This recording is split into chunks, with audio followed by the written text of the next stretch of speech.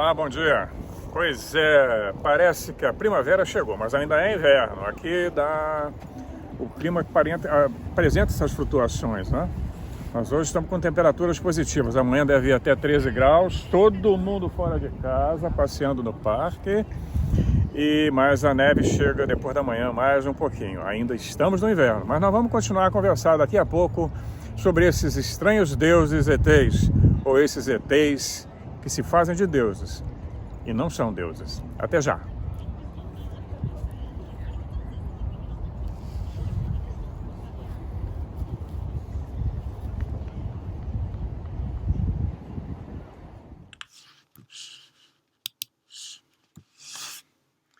Pois é, e o corpo dessa turma? Esses deuses ou ETs têm corpo físico? Pois é, embora a entidade física dos deuses seja diferente da nossa, nós podemos dizer que os deuses devem ter algum tipo de corpo, né? Eles devem ter um corpo, algum tipo de matéria física. E aí nós vamos ter que fazer um pequeno parênteses para explicar que no cosmos, tudo, mas tudo mesmo que nós chamamos infantilmente de espiritual, é de certa forma físico, tem um corpo físico.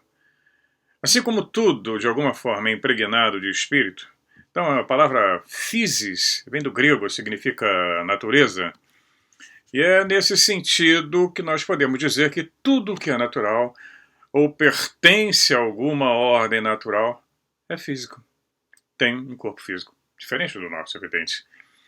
E os deuses não pertencem a essa ordem sobrenatural. Quando eu falo sempre é deuses, ETs, ETs, Deus, é tudo a mesma coisa. Então eles não pertencem a essa ordem sobrenatural como sempre foi definida pelos teólogos. Então, para entender a entidade física dos deuses e muitas outras criaturas não humanas, fantasmas, duendes, elfos, etc., fadas, nós não temos escolha a não ser recorrer à física atômica e subatômica, que é a que nós conhecemos ainda. O corpo dos deuses é eletromagnético, feito de ondas, e quem encontrar essa linguagem suspeita deve saber que o corpo humano também é feito de ondas, e nada além de ondas, porque isso é definitivamente tudo. E essa é a grande maravilha e o grande segredo de todo o universo, e este é o fato básico, fundamental. Esse é o fato físico, acima de todos os sentimentalismos, todas as concepções dogmáticas, religiosas e místicas que nos aproxima da entidade que não pode ser definida, que criou o cosmos, que é o criador de todas as coisas. Pois é. A matéria, quer dizer, o corpo desses ETs, ou deuses, sendo basicamente a mesma que a nossa, ela é estruturada de uma maneira muito mais sutil. Ela é a mesma matéria que compõe o ar, de forma muito mais sutil que a nossa. É aquela que compõe o lingote de aço, uma barra de aço, embora no final seja tudo exatamente igual. Os deuses superiores, as entidades superiores, que têm hierarquia lá em cima, ou do lado, ou aqui, ou lá embaixo, existe uma hierarquia. Então esses deuses superiores, ao contrário de nós, eles têm a capacidade de gerenciar e dominar a sua própria matéria, adotando formas mais ou menos sutis e tornando-os mais ou menos acessíveis para serem capturados pelos nossos sentidos, quando assim o desejarem. Nossos sentidos ou uma câmera fotográfica, de máquinas de filmar, etc. Não é? Vamos a uma outra etapa agora sobre essa turma, a localização dos deuses. Onde é que essa turma fica? Onde ela mora? Onde eles moram? Como é que eles se comportam nos domingos de folga? Eles têm domingos? Eles têm folga? Eles se casam? Têm filhos? Amam? Choram? Têm raiva? Como será? Uma das coisas em que muitos deles coincidem conosco é a sua localização no universo. Porque, embora seu nível de existência, ou como dizem os esotéricos há muitos anos, seu nível vibracional, não coincida com o nosso, para muitos deles, nosso planeta também é o planeta deles. Pois é, muita gente vai ficar de cabelo arrepiado, menos eu. Pois é, eles moram por aqui mesmo. Alguns deles. Pois perguntar exatamente onde eles moram seria um pouco ingênuo. Sua localização se deve a leis físicas diferentes daquelas que nós conhecemos. Porque as ideias que nós homens, temos do espaço e tempo são completamente rudimentares. Muitos deles poderiam viver, e de fato vivem aqui entre nós, e ainda assim não podem ser detectados normalmente pelos nossos sentidos. Daí, como eu falei, fantasmas, elfos, duendes, fadas, todos os nossos sentidos capturam apenas uma pequena parte da realidade circundante. O ar, sendo um corpo físico com uma realidade semelhante à da pedra, é completamente invisível aos nossos olhos. O ar tem uma composição química, né? Muitos sons e cheiros que os nossos sentidos não captam são um mundo normal, em que os sentidos dos animais se desdobram e conseguem ver e sentir e enxergar. As ondas de televisão, rádio, celular estão em volta da gente o tempo todo. Inundam a nossa casa e só são visíveis para nós através do uso de algum dispositivo que vai capturar, né, essas ondas. Sistemas complexos, no rádio, no celular, na televisão, nos satélites, em tudo. Está cheio de onda em volta da gente. Alguns animais conseguem ver. Pois é, nós só enxergamos uma parcela muito diminuta desse universo que nos cerca. Nós somos muito limitados na percepção. E, portanto, nós não teremos que nos surpreender com a invisibilidade dessa turma, ou deuses, ou ETs. No mundo paranormal há uma casuística muito abundante, para reforçar essa tese. Além disso, no campo irrefutável da fotografia, há casos em que uma foto normalmente desenvolvida não acusa a presença de objetos que só podem ser descobertos quando os negativos são queimados pela mão hábil do fotógrafo. Às vezes você não vê em positivo, vê em negativo. Algumas câmeras infravermelho mostram coisas incríveis no espectro infravermelho que nós não conseguimos enxergar. Então nós só podemos deduzir que eles não precisam de um solo, de chão para se sustentar, nem de ar para respirar, e portanto não precisam estar em nenhum dos lugares do planeta em que os homens estão, com a nossa matéria e com as nossas qualidades físicas específicas. Por outro lado, eu acho que não há escolha senão admitir que alguns, ou talvez muitos deles, venham de outras partes do universo. Já conversei antes também. Embora a tendência maior seja a interdimensionalidade, etc., isso não invalida a hipótese extraterrestre, que venham de outra parte do nosso universo ou da nossa galáxia. Nosso planeta vai ser até apenas um local de passagem ou residência temporária, o que explicaria pelo menos em parte a falta de continuidade de muitas de suas atividades em nossos planetas, em particular as grandes variações que nós vemos nas suas intervenções na história da humanidade. Intervieram em várias civilizações e foram embora, como eu repito constantemente. Onde é que está essa turma? Eles vieram influenciar os sumérios, os babilônios, os assírios, os egípcios, os gregos, romanos e os cristãos primitivos, logo no tempo de Jesus Cristo, logo depois somem. Não aparecem mais. Lá na América do Sul, entre os maias, entre os astecas, os incas, e depois, então não existe uma continuidade entre os hindus, principalmente, civilização hindu fantástica, magnífica. Krishna, aquela turma toda foi embora. Então nós temos uma grande variação dessas intervenções na história da nossa humanidade sem continuidade. Parece que passa por aqui, planta uma semente, faz uma experiência, nós somos muito primitivos e vão embora para outros universos, outros multiversos, outras dimensões. Pois é, vamos continuar a destrinchar essa turma. Vamos falar aí sobre a ciência e os deuses.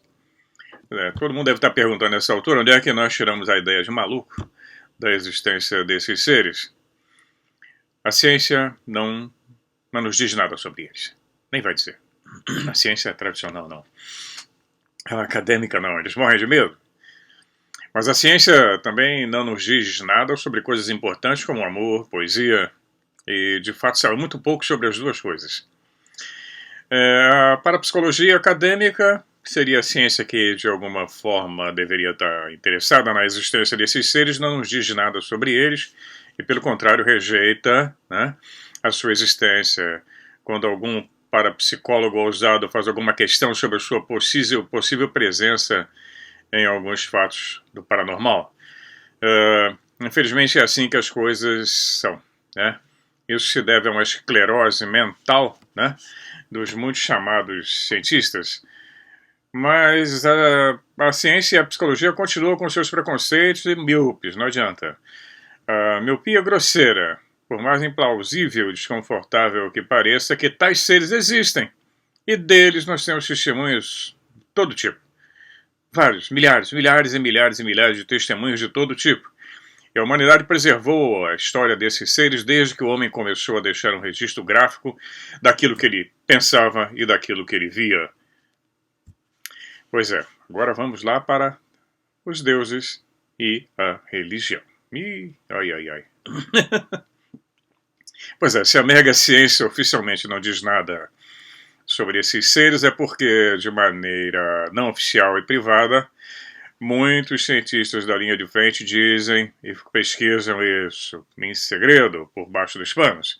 E aí nós temos a religião, que é um aspecto muito importante do pensamento humano, e diz muitas coisas, e as diz desde que nós existimos como seres pensantes, há milhares de anos. E ao dizer religião, eu digo todas, inclusive a cristã. Né? Na maioria das religiões, esses seres são chamados de espíritos, anjos, entidades, seres de luz, etc.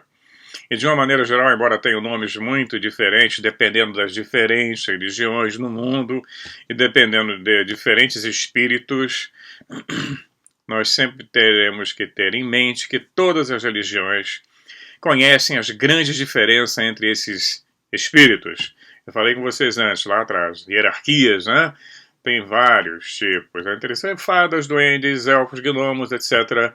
Querubim, serafim, anjos, tronos, potestades, poderes, etc. Em cada civilização, em cada cultura, nós vamos ter denominações para essa turma. Os gregos e romanos eram os que, em termos de nomenclatura, estavam mais próximos da realidade e simplesmente os chamavam de deuses. Embora reconhecesse que eram espíritos que podiam assumir formas corporais quando eles conviam, e por um lado também reconheciam uma série inteira de divindades ou espíritos inferiores que estavam sujeitos a esses deuses, quer dizer, sob ordens deles, deuses pequenos, que eles chamavam, existindo, como eu repito constantemente, uma hierarquia. Anjos, querubins, arcanjos, e vai por aí. Né? Pois é, entra no cristianismo e esses deuses. Mas o cristianismo não acredita em Deus? É mesmo? Será que não? Ainda bem que as fogueiras não existem mais, né? Senão nós estaríamos queimados. Eu e vocês que estão assistindo o vídeo. Ainda bem que a Inquisição acabou. O cristianismo, por mais que nós acreditemos, venhamos acreditar que esteja bem acima dessa concepção politeísta, ele também aceita esses espíritos e, de fato, está constantemente falando sobre eles na Bíblia. Em todos os ensinamentos do cristianismo ao longo de séculos, eles são chamados de anjos ou demônios. Grandes poderes são atribuídos a eles. Eles têm poderes incríveis. Alguns deles nos são apresentados pela história sagrada como um rebelde contra Deus, o anjo que se rebelou contra Deus. Como era poderoso? E são feitas grandes distinções entre eles. Né? Vamos lembrar que a gradação em várias categorias de anjos, arcanjos, serafins, querubins, tronos, dominações, poderes, todos esses nomes são prova de que a igreja tem uma ideia muito concreta e muito bem definida deles. E o mais curioso é que na Bíblia o próprio Yahvé às vezes é chamado também de anjo, várias passagens. Pois é, para nós nos livrarmos de muitas das ideias ingênuas que nos instilaram, né, durante séculos sobre todo esse mundo mágico, mundo transcendente, nós vamos ter que dizer que esses espíritos não são, de certa forma, tudo de bom que eles nos disseram. Não, tem malzinho pra caramba nessa turma. De fato, a Santa Madre Igreja, a Igreja Católica Romana, sempre nos falou de algum deles, a quem ela chama de demônios, que eles eram maus, inimigos de Deus, para separar o homem dos caminhos do bem. Mas o que nós precisamos saber é que a luta que, de acordo com a teologia, eclodiu entre anjos antes da criação do mundo, quer dizer, uma luta que transformou alguns anjos em demônios, ainda continua. E a rivalidade entre eles e espíritos ainda não terminou. Todos com inveja entre eles, com guerras incríveis já relatadas em vários mitos e histórias pelo mundo inteiro. Sempre a guerra dos deuses brigando um com o outro, né? A dualidade. As famílias brigando entre eles, como os Anunnakis, na mitologia hindu, sempre essa história. Nisso aí o cristianismo coincide com outras mitologias. Outra coisa mais importante também que nós devemos levar em consideração ao julgar esses espíritos é que a igreja nos apresenta, a Bíblia nos apresenta, né, um Deus supremo, que é apresentado não apenas como chefe de todos, mas como criador do universo. Porém, ele não é o criador do universo. Mas não é nem superior e diferente dos outros, ele é igual aos outros. Ele tem que combater o inimigo dele. Como que um Deus criador do universo vai ter que combater o inimigo dele? Não vai ter que combater nada, ele cria o inimigo que ele quiser. Pois é, nós conhecemos de outras religiões, né? Reconhecemos que ele é superior aos anjos, naturalmente, né? Os anjos estão numa hierarquia inferior. O cristianismo nos apresenta, por exemplo, que ele é superior a Júpiter, a Baal. Na Bíblia nós temos prova disso se mantivermos o que lemos nela, se formos ler da forma que está ali escrita, se não dermos interpretações distorcidas, né, do texto.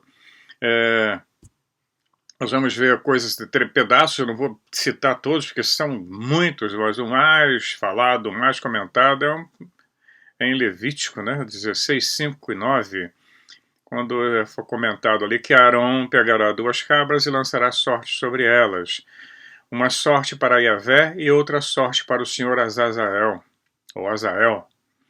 Olha lá. Arão trará a cabra que correspondeu ao senhor e a matará como expiação, mas o bode que correspondeu a Azazel o libertará vivo no deserto depois de apresentá-lo ao senhor.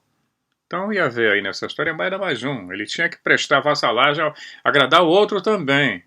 Você mata um para mim, sacrifica uma cabra para mim, mas a outra é do Azazel. Bíblia de Jerusalém, quem quiser ver lá. Pois é.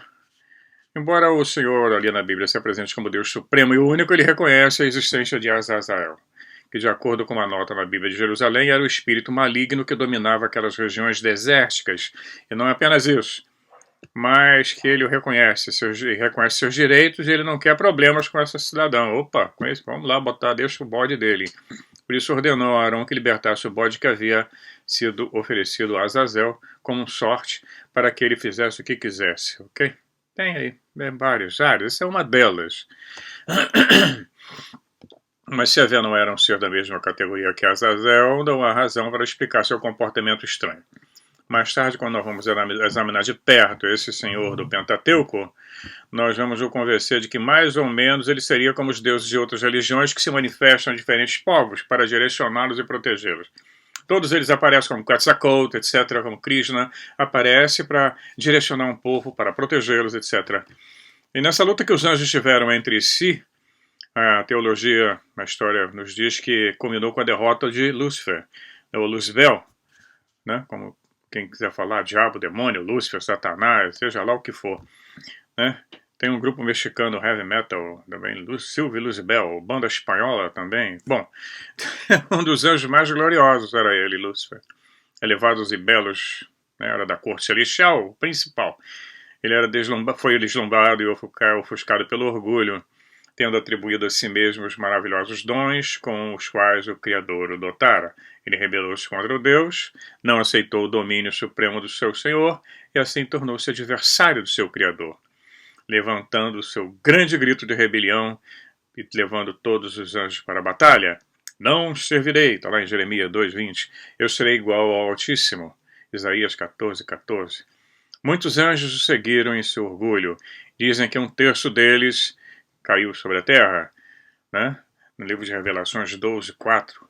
Mas naquele momento outro grande arcanjo, tão belo e gracioso quanto o arrogante Lúcifer, se prostrou diante do trono de Deus. Em um ato de profunda adoração se opôs ao grito de guerra de Lúcifer e se colocou ao lado do Senhor, ele Miguel. E foi assim que São Miguel, o arcanjo, recebeu o seu nome com o seu grito de fidelidade. E foi assim que o próprio Luzbel, Lúcifer, né, Satanás, que significa adversário, obstáculo ou opositor, não tem nada a ver com aquele camarada de chifre soltando enxofre pela venta. Então, como Isaías fala, o profeta Isaías, você caiu do céu, estrela brilhante, filho da aurora. Como você, vencedor das nações, foi derrubado por terra. Em seu coração você diz, subirei ao céu e elevarei meu trono acima das estrelas de Deus. Subirei ao topo das nuvens, serei igual ao Altíssimo. mas infelizmente você caiu nas profundezas do abismo. Está lá em Isaías 14, 12, 15.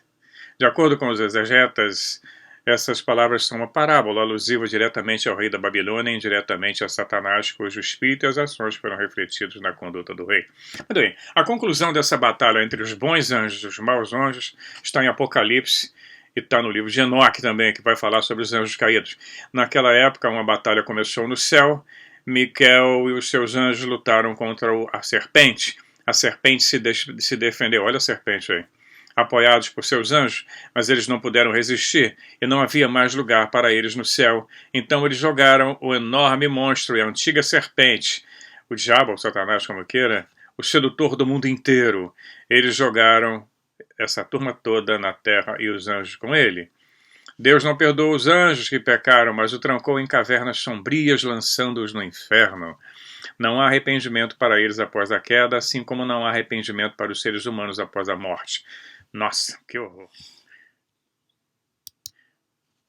Pois é, o grande vencedor dessa batalha provou ser o Senhor, que é o que parece era o líder supremo dessa facção de anjos que naquela época se manifestavam em nosso planeta. Naturalmente, sendo nossa teologia, nosso ensinamento religioso de acordo com os ensinamentos de Javé, né? Isso foi lá no Monte Sinai, e nas manifestações subsequentes ao longo dos séculos, há vários profetas evidentes. Lúcifer começou a aparecer como mal e a ver como bom. É sempre a história do vencedor. Usando a nossa cabeça, nós vamos ver os fatos da história, nós vamos ver sempre isso. Os vencedores descrevem todos os fatos a seu favor e apresentam os derrotados como os maus e perversos. Nós podemos concluir que não há muita diferença entre essas duas características. Se Lúcifer se comporta como os homens se comportam e provavelmente se comporta de maneira semelhante, é muito lógico que ele tente se vingar de seu vencedor, e a melhor maneira de fazer isso é subtraí-lo e desfazer todo o trabalho que ele pretendia fazer entre os homens. Nós vemos isso lá na Irmandade da Serpente, a história de Enki, que foi derrotado por Enlil. O símbolo de Enki era a serpente. Enki queria trazer a sabedoria ao homem. Queria trazer vários outros benefícios, foi derrotado, foi eliminado da história. Apolo também fez isso. Trouxe o fogo para o homem, ele ficou castigado pela eternidade. Enfim, nós vamos depois falar dele. Tem agora a mitologia e os deuses, né? E ETs. As abundantes e diversas mitologias de todos os povos, que uma vez nos foram apresentados como resultado da imaginação semi-infantil de povos primitivos. Quer dizer, a ciência sempre achou que as histórias desses povos todos eram historinha boba, era coisa semi-infantil, povos primitivos. Falar de deuses voadores, de escudos voadores, como os índios Caxinas, falando dos Hopis, falando dos Catixinhas que vinham em escudos voadores. Tem uma imagem linda que eu estou procurando há muito tempo, eu tenho um livro só sobre essas imagens, de uma índiazinha em cima de um escudo voador, chegando, marca das Catxinas, que vinham trazer o ensinamento para esses índios. Pois é, essas histórias começaram a ganhar valor agora, nos tempos modernos. Nós estamos estudando isso com uma mente mais aberta, porque ninguém vai ser queimado na fogueira, é o que eu espero. Porque essas histórias foram deformadas durante séculos. Eventos que aconteceram há milhares e milhares de anos. Os antropólogos estudam e conhecem muito bem essas histórias, os arqueólogos, mas eles abordam apenas um ponto de vista, e normalmente um ponto de vista preconceituoso. Para poder explicar essas teorias, eles nunca vão sair do academicismo. Estudantes da nova teologia cósmica, como todos nós estamos fazendo aqui, nós estamos vendo de um ponto de vista completamente divergente, diferente, né, e mais abrangente. Estamos abrindo a nossa mente, a nossa visão, sem se apegar a teorias concebidas pelos antropólogos, dogmas religiosos, que aprisionam as nossas mentes, aprisionam as mentes de quase todos os habitantes desse planeta. É impossível pensar que no século XXI, mandando sondas para o espaço, ainda estamos nos matando no planeta por religião, por fé em um Deus. O meu é diferente do seu. Está aí, todo mundo, é só abrir o jornal. Não precisa nem dizer o nome das facções, né? Mas estão aí. Isso é um absurdo que um planeta tão pequeno, tão bonito, tão lindo, com uma população fantástica, uma diversidade racial maravilhosa, se matem por causa de deuses que não são deuses.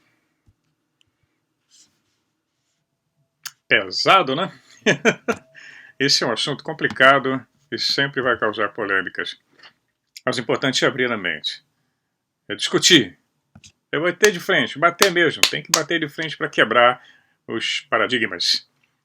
Esses deuses que não eram deuses, eles foram seres chamados de celestiais, se manifestaram aos habitantes atônitos e apavorados desse planeta. Imagina, um homem primitivo ver um monstro de um disco voador que fosse um Vimana aparecer na sua frente, caía de joelhos na hora e enfiava a cabeça na terra. E aí eles eram dito que eram deuses onipotentes, deuses criadores do universo. Cada civilização no planeta tem o seu deus criador. Todas elas têm o casal primordial, tem tudo isso. Os terráqueos primitivos com conhecimento muito rudimentar da natureza e apavorados, né, por um lado, diante da beleza que contemplavam, ficava belo e aterrorizante. Eles não duvidavam em nenhum momento que eles estavam diante dos senhores do universo. E eles deram suas mentes, sem dúvida, incondicionalmente a serviço desses senhores. Servir a esses senhores, prestar culto a esses senhores. Se isso tivesse acontecido apenas com uma pessoa, poderíamos ter culpado isso por uma variedade de causas. Mas o que acontece é que esse fenômeno da manifestação de um Deus ocorreu em todas as civilizações da nossa história. Então, coletivamente falando, o fenômeno da manifestação de um Deus, e falando individualmente, o fenômeno da aparência ou iluminação, né, são fatos que se repetem constantemente em todas as latitudes, culturas e idade ao longo dos séculos. Mais tarde, quando descrevemos com mais detalhes a maneira como os deuses devem se comunicar com os homens, eu vou falar com vocês sobre esses fenômenos, né, como esses deuses se comunicam. Mas é a história de fulano recebeu a iluminação, fulano é um iluminado porque aquele Deus apareceu na frente dele. Isso tem desde um ponto do planeta ao outro. Não tem nenhuma particularidade, ninguém é mais privilegiado do que outro povo. E tem entre o japonês e o africano, todos eles. A turma passa por aqui, arruma uma confusão, se manda. Vai, interfere numa civilização, faz uma roça incrível, vai embora. Depois brigam entre eles também, nós temos guerras incríveis entre eles. O Zachariah Sitchin conta isso muito bem. Em vários outros livros, no Mahabharata, Ramayana, tem lá as guerras entre os deuses, guerras incríveis. Já falei em outros vídeos, usando armas e dardos flamejantes, bem ao estilo Star Wars. Mas não vamos deixar bem claro aí um fato histórico inquestionável. É que todos os povos, sem exceção, obedeceram e adoraram a algum Deus que disse de uma maneira ou de outra, né, que era o seu Deus. Eu vim para poder ensinar vocês, vim do céu, vim das estrelas. Né? Se manifestou e se comunicou aos ancestrais nossos e depois foram virar religiões. Eles ensinaram os segredos da natureza, proteção, desde que eles fossem fiéis, trabalhassem para eles, ou para exploração mineral, para exploração animal, sexual, energética, espiritual, tem também isso. Nós podemos ser fonte de energia energética, nós emitimos vários tipos de ondas, quando estamos com medo, quando estamos felizes, nós sabemos disso. Emanações eletromagnéticas podem ser alimentos de outra raça. Bom, e aí, com quem está a verdade? Né? A verdade não é patrimônio de ninguém. Todos podem estar certos, podem estar errados. É o que acontece. A ciência tem o grande direito de dizer que, em infinitas ocasiões, o que é apresentado como visão, isso aí é pura alucinação, resultado de uma psique doentia. Ou drogas, alucinógenos, que se usava muito no passado também.